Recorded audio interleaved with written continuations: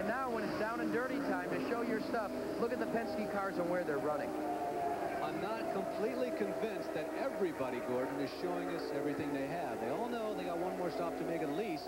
And after that last pit stop, that's the time to start laying the aces on the table. Well, that's right. And, you know, if they do make a stop, it's going to be awful close to the end. It looked like Rick has kind of opened it up pretty good. And like I said earlier, the first part of the race, he was running pretty slow, but he was conserving fuel. And you got to, like they say, you got to go 500 miles. And just about holding the same distance here between Rick and Little Al. Well, 44.219 seconds was the time that Rick Mears turned in qualifying. That's an average speed of over 203 miles per hour. Now, late in the race, let's see just how quickly Rick Mears is getting around this racetrack. Obviously, you don't run at the same speed in the race that you run during qualifying. Loads of fuel, particular setup of the car, the condition of the racetrack, all those have an effect on exactly how well that car performs and how fast it really goes. After 170 laps, by the way, the average speed had dropped down to 149 miles per hour, and that's under Johnny Rutherford's 1974 record run. Rick Mears coming through turn number 3. Remember, this is not an oval. This is a triangle or tri-oval. 44, 45 seconds coming up, crossing the line, stopping the clocks in the time of 46.3 seconds. And that works out to an average speed of about 194 miles an hour. That really is about what you would expect at this point of the race, right, Gordon? Yes, you know, you drop off 6 to 10 miles an hour from what your qualifying is. Sometimes even more than that. But I think, you know, the top 4 guys here are probably running pretty strong right now because there's not that many laps yet to go, and they know they got to make a pit stop. Well, there's been a lot of speculation about Rick Mears in 1985. Will he or will he not drive any more races? How about the road courses? Those seem to be the real big problem for him. You have been driving the pace car and watching Al Unser Sr. in your ride going after the championship. Any prognosis now on how soon you'll be back on the road courses? Well, it's really going to just depend on how everything unfolds, but I would say more than likely we'll just about pass on the rest of the year. This year's shot as far as points go and everything with us anyway, and that way we can just go ahead and do some testing and get everything back to 100%, and I don't want to take anything else away from Al. I took Milwaukee away from him. I feel bad about that now because that's just more points he'd have, and that hurt him, and I don't feel so good about that, so I don't want to take anything else from him. Gordy, he is not a member of that illustrious class of 65 like yourself and Al Unser Sr., but these two guys have been very gracious to each other, and Rick Mears has joined the fraternity, hasn't he? Well, he certainly has. Rick is a heck of a competitor and a great loser. I know at the Speedway when I won and he finished second, he was a lot happier over that than I would have been. I'll have to admit that. Just a comment, there is Al Unser Jr. in the background. The gap has definitely closed. Al Unser Jr. in the red, white, and blue Dominos number 30, as in 30-minute delivery, going after the Pennzoil Z7 number 5 race car. There is Rick Mears. 175 laps have been completed. Al Unser Jr. running in second position. We'll be back with the exciting finish and at least one more pit stop here in the Domino's Pizza 500 after these. Can Al Unser Jr. do it?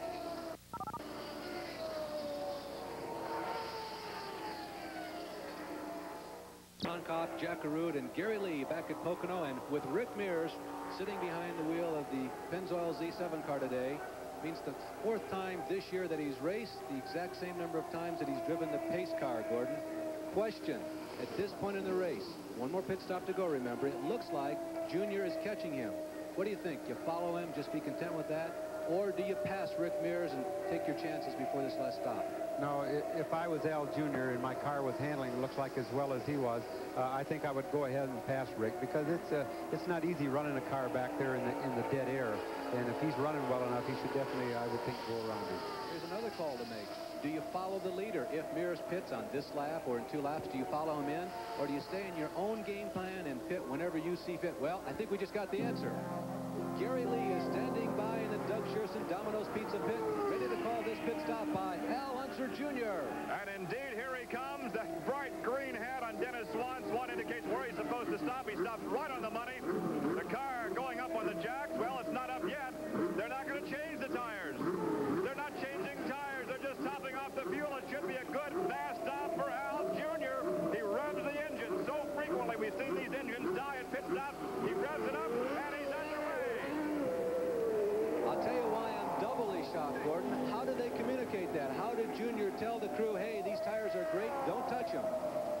by the speeds he was running.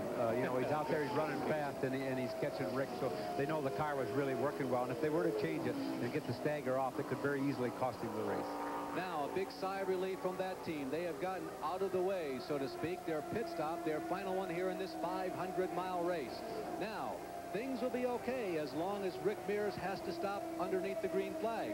Things will be okay as long as Al Unser Sr. has to stop and Bobby Rahal under similar conditions. But a caution flag could really work to the advantage of the other three. Although they have to come in, Junior does not. So even under a caution flag conditions, if that should happen, Al Unser Jr. should find himself in the lead.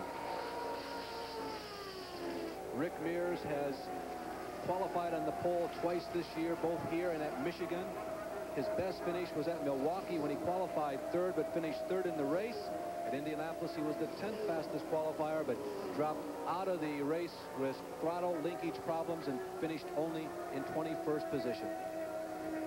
Bobby Rahal is another driver who has turned in truly a strong performance here at Pocono this afternoon. Rahal in the beginning really had to be looking over his shoulder because so many little things have gone wrong with that car. It's been like an instant replay of the early part of the 1984 season. 1985 has been a struggle for them also. But things seem to have come together for them, but right now it just doesn't look like it's quite enough. Al Unser Jr. and Rick Mears look like they have the advantage, Gordy. Well, it's going to depend on a lot on the pit stops. He's running quick enough. He's running there pretty close to the rest of them. But the pit stops, if they could just have a 2 or 3 second quicker pit stop and then the rest, he could be right there with them. Pocono finishes third and fifth in the last 3 years. This is the 4th time that Rahal has run in the Domino's Pizza 500. One of the new faces, really, as Sullivan comes into a pit. Remember now, Sullivan, he's in the top 10, but not in contention for a win. He has risen to the top runner of those who are at least 1 lap behind. He was in 5th position before this pit stop. Roger Penske and crew going to work as Sullivan comes in. Chuck Sprague, the guy who won so many awards at Indianapolis after that sterling performance in the 500, heads up the crew that performs today's, hopefully, final service on this year's Indianapolis 500 champion.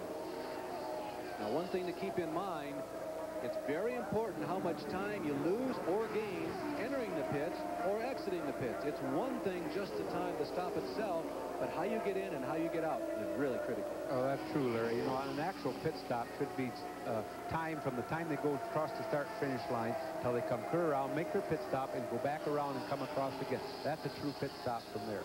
You know what the driver's making up or losing there, and you also know what the pit crew's doing. 19 times this guy has carried the checkered flag after an Indianapolis car race. By the way, at 180 laps, that was just 5 miles ago. 450 miles complete, 50 miles to go. There have been a total of 23 lead changes among 8 drivers. The average speed on the way up, and Mears getting very high that time out of the groove and up into the gray stuff, the marbles, but no harm, no foul, I guess. The average speed, by the way, had gone up to 151 miles an hour. Gordy, can that happen when you know you're coming in for a pit stop, chucking the gauges, you know you got to chuck the pit board the next time you come by? You're kind of busy with a lot of other things. Well, really, when you're running through the corner, though, there, you're not really looking at your gauges and the pit board like that. He might have just, you know, run exceptionally hard through there, and the car might slip just a little bit. But he wasn't in that much danger. Rick Mears, the young man from Bakersfield, California, who surprised really some of the IndyCar contingent when he came up about 7 or 8 years ago. They didn't really see him coming. He didn't come, as we mentioned, through the traditional sources, but once he showed up, it really didn't take long to recognize that Mr. Mears was for real, did it? Well, that's right. Rick had a lot of rides that really were not that competitive, you know, and Roger Penske, having the sharp eye that he does, just kept his eye on him, and I think Roger knew, hey, if this guy, you know, had a decent automobile to run, that he's going to be a winner, and he certainly was right. Mears in his IndyCar career has won over 2.6, make that $2.7 million. In 95 starts, he's had those 19 wins, so his winning percentage is right around 20%. And in this day and age, believe me, that's very strong because there are a lot of highly competitive teams. Mears giving a wave to Dick Simon that time as they went between turns 2 and 3. Simon moving over and letting Rick go by. He stays out for one more lap. Rick Mears yet to make that final pit stop. 16 laps to go, and it looks like this might come down to a shootout between Rick Mears in the Penske car and Al Unser Jr.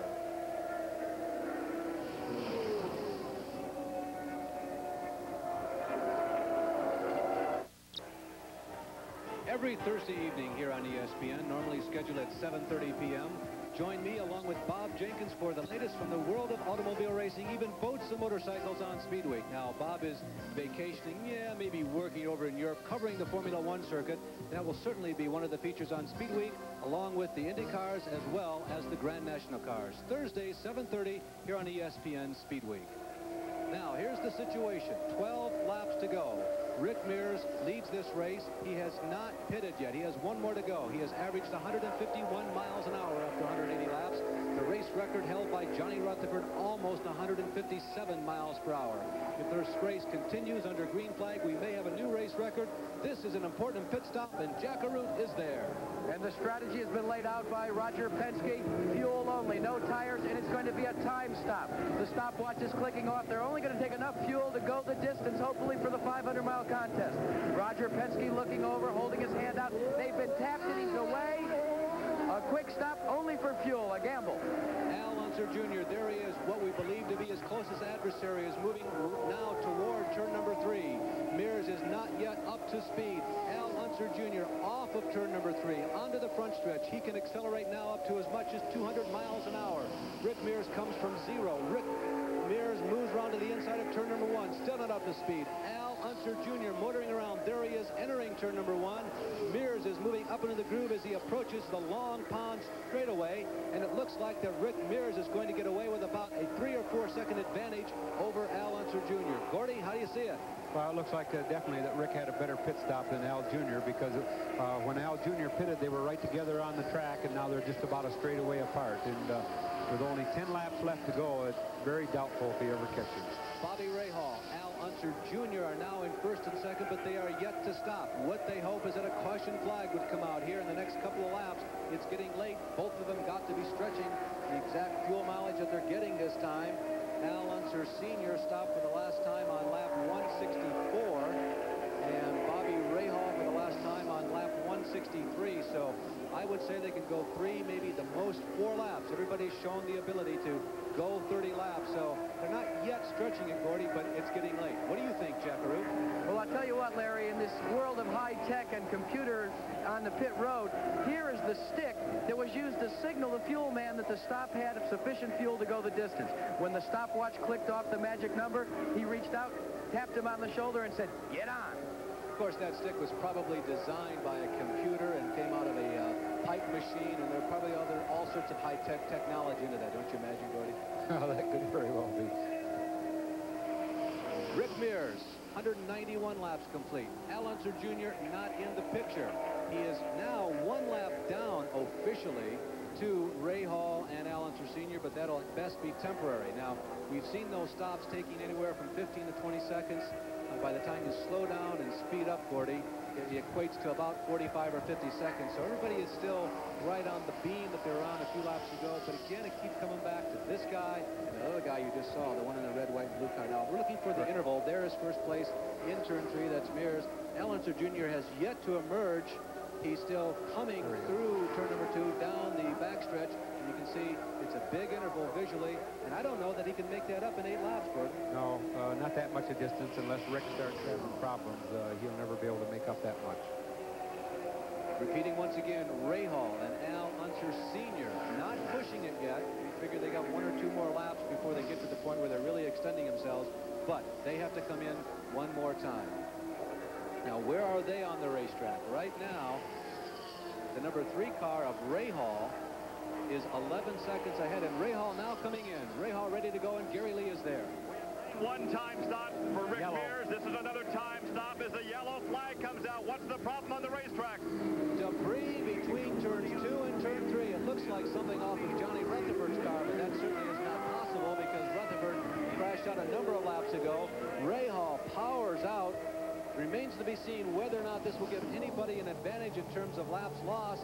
This could scramble the standings. You just never know. Al Unser Jr. going by Rahal. I would suggest that keeps them on the same lap. Bobby having to do a little bit of darting there to avoid the debris as well as the emergency vehicles out on the racetrack. But this, for Al Unser Sr., takes a little bit of the pressure off. He had not pitted yet. He can now come in and pit leisurely under the caution flag. I think we'll get out of this with 4 cars still on the lead lap.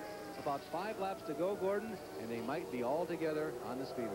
It's sure going to be a heck of a race if all 4 of these are together for the last 4 or 5 laps here. It's going to be a heck of a race. You know, things happen so quickly, we did not get an opportunity to really assess, was Rick running faster than Al Jr.? They had both completed their last pit stop, and Rick got out of that with a big advantage over Jr., but we just couldn't tell. So right now, a lot of question marks, and I guess it's time for those of you at home to pick your favorites. By the way, all those guys that we picked in the early stages of the race, I think the guys down in the pit area went for Al Unser Sr. He's still in it.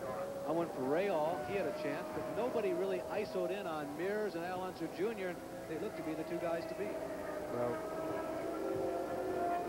Well, the body panel coming off of the number 42 car, really interesting car. You know, there were parts taken off of the wall in a restaurant. Hurry Sundown in Indianapolis, Indiana. They were displaying old and used Indianapolis car parts, and a part was actually taken off the wall and applied to this race car for action here this week at Pocono. Who says that this is only a rich man's sport? Well, this last caution flag with well under 10 laps to go, 194 laps officially have been completed, could make this a very dramatic finish. Who are you going to pick? One of the Unsers? Will it be Bobby Rahal, or can Rick Mears pull it off?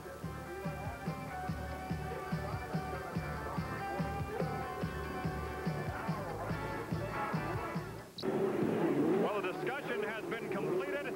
The decision was made to bring Al Sr. in. At first they said no. We stopped at 36 laps ago. We can go the distance. Then the discussion began. A time stop again. A slight adjustment to the front wing, and he's underway. So a very last-minute decision to bring Al Sr. in. Gordy, something that might have played into that decision was that the rest of the leaders are in the back of the field. There aren't going to be that many cars separating the 4 of them. Well, that's true. There's not that many cars out there, and in a big track like this, it should be pretty easy to get by. But I don't know if they thought about it or not, but one thing that might have really helped them is they had a good, fresh set of cool tires left to stick on. They had plenty of time to put them on. It might have won the race for them. Well, the indications we are getting is that we will go green the next lap. Al Unser Sr. is the 4th car in the lead lap, the leader, with 4 laps to go. Yes, we have not cleared off the debris, and I don't think quite as quick a time as I expected, Gordy. Only 4 laps to go. We will complete lap 197 this time. Mears is the leader. Al Unser Jr. running in 2nd. Bobby Rahal running in 3rd. Al Unser Sr. in 4th, and they are in heavy traffic. The best trafficker might win this race. Well, that's true. And just hopefully the cars that have been lapped will get down out of the way and let them put on a race. Okay, quick rundown of the rest of them. Sullivan is 5th. Fittipaldi is 6th. Andretti. Mario is 7th, and 8th is Tom Sneva. 9th is Dennis Firestone. 10th is Dick Simon. Those cars still on the racetrack. Steve Chassis 11th, and Pancho Carter, the last car to drop out of this race up to this point, will be given 12th position. Just 3 laps to go after we get the green flag. They are accelerating. They are at full throttle already. Out of turn number 4, the crowd is on its feet, cheering wildly. Rick Mears trying to find a way to get around. Al Unser Jr. reads the situation. There you see him darting down behind Mears.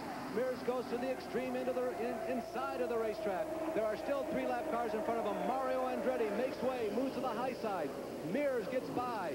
Al Unser Jr. temporarily held up. Down through the long pond backstretch, entering turn number 2. Junior has still not gotten around the number 5 car of Rick Mears. Rick Mears has Andretti, Mario Andretti, between him and Al Unser Jr. Junior looking to the high side. Gordy, what would you do if you were Junior right now? Well, he's going to have to come under Mario right here. It's kind of usual that Mario's not getting out of the way and letting him go, because he's been in situations like this. Now the gap is opening up, and it doesn't look like little Al's going to be able to pick it. Gordy, I'll tell you, there's such an interval that has opened up. I don't know that it's necessarily a matter of courtesy. I don't think Al Jr. is able to get around Mario. Mario, of course, is racing for position. He doesn't know exactly where he is on the racetrack. He knows he's laps behind. I think he would make way for Al Jr. if Al Jr. really showed the strength to get around. He doesn't look like he can. And trouble. That's Dick Simon blowing an engine here late in the race with 198 laps completed. Will he be spreading oil on the racetrack? Will this race end under the yellow flag? Well, it looked like Bobby Rahal coming in. Possibly a bad tire. What do you think, Gordy? I don't understand why Rahal stopped, but I think the oil from Simons, he got down low, and there might not even have been any oil, so you're not going to see any yell. They're going to be able to race to the finish. The right rear going down on Bobby Rahal. That monitoring off the radio. We believe the white flag coming up. Yes, starter Nick Fonora waving the right flag, and Rick Mears has a comfortable lead. Rick Mears looks like he may be making the most of one of his infrequent rides in the 1985 season into turn number 1. He's got 2 straightaways and a half to go. He'll now approach the long pond straightaway down the B, almost the backstretch, 3/5 of a mile in length. It's pretty long, but it sets you up for the most precarious corner in this racetrack. He moves to the inside of Emerson Fittipaldi. Rick Mears over the tunnel corner, now down to the North Straight, 1/3 of a mile, 1,780 feet. Now he approaches turn number 3. It's not a negative camber corner, but sometimes it seems like it because it's so long, agonizingly long. Rick Mears comes out of turn number 3, looks up. It looks like he's going to win a 500-mile race, and the checkered flag is for Rick Mears. Al Unser Jr. will net second position.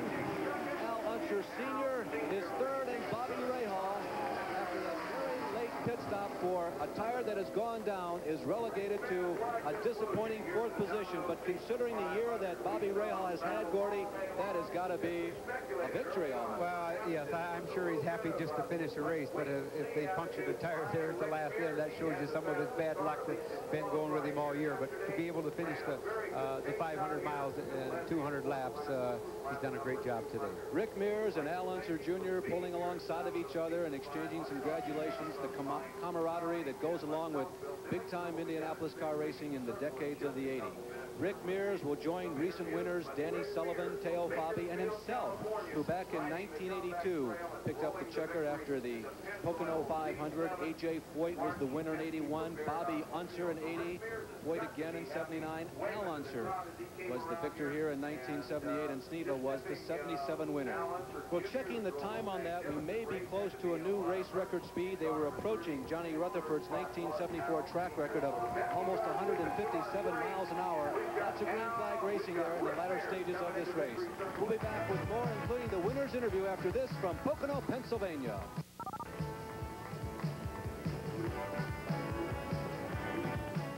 Time Indy 500 winner, the 3-time IndyCar champion Rick Mears, is gracing victory lane. When the season began, I don't know that even he himself would have thought that this would happen, but he's the winner of a 500-mile race. Rick Mears has won almost $3 million in IndyCar racing, and today will certainly help, and our Jackaroot is there. Welcome home, Rick Mears, to victory lane. Thank you very much. I tell you, it's been a long road getting here, almost a year now, but hey, these guys just did a super job on the Pennzoil car. It worked great all day, and hey, our pit stops, that's where I passed most everybody on the racetrack is in the pits. They did a hell of a job, and I can't thank them enough. Everything went great. Now, early in the race, it looked as if maybe you were called to back out of the throttle a little bit. You dropped off from your pole position speed, and it looked like maybe you were just going to wait until things waned down to the last 50 or 100 miles. Well, that wasn't really the case. You know, the weather changed dramatically for today for the race, and my car just wasn't suited for it. The stagger climbed on me a little bit, and the car got a little loose to start. So I just had to backpedal it and just wait until we had a series of pit stops so that I could come in and make the changes I want. And 500 miles, you got to work all day to work the last 20 miles, and that's what it's all about. How about victory lane? It's been a while since you've been here. What are your feelings? I mean, did you ever doubt that you'd get back here? No, with the team I'm with, I knew I'd get back sooner or later. I just didn't know when, and it's a great feeling. I can't thank all of them enough. Well, that's the story from victory lane. Let's go upstairs to Larry Newberg. All right, Rick Mears winning for the 2nd time in 6 starts. The winner's circle interview has been brought to you by Goodyear. Goodyear tires and Goodyear service for more good years in your car. Back with some final thoughts after this. This is from the Pocono International Raceway in Pocono, Pennsylvania, where Rick Mears has returned once again to victory lane in a 500-mile race.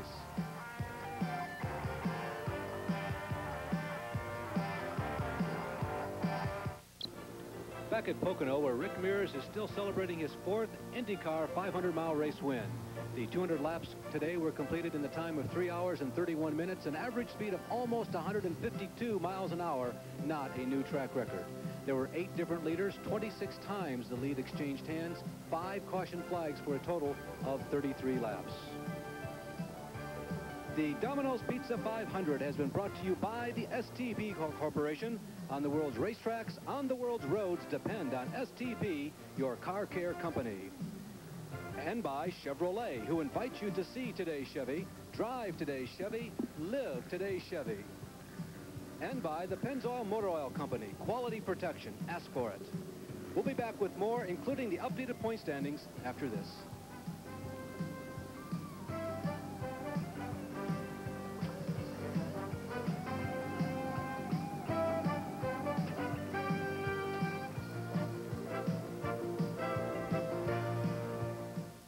Rick Mears celebrating victory in a 500-mile race, and one of the prices that you have to pay if you're a spectator at a major sporting event is the traffic when you leave the racetrack.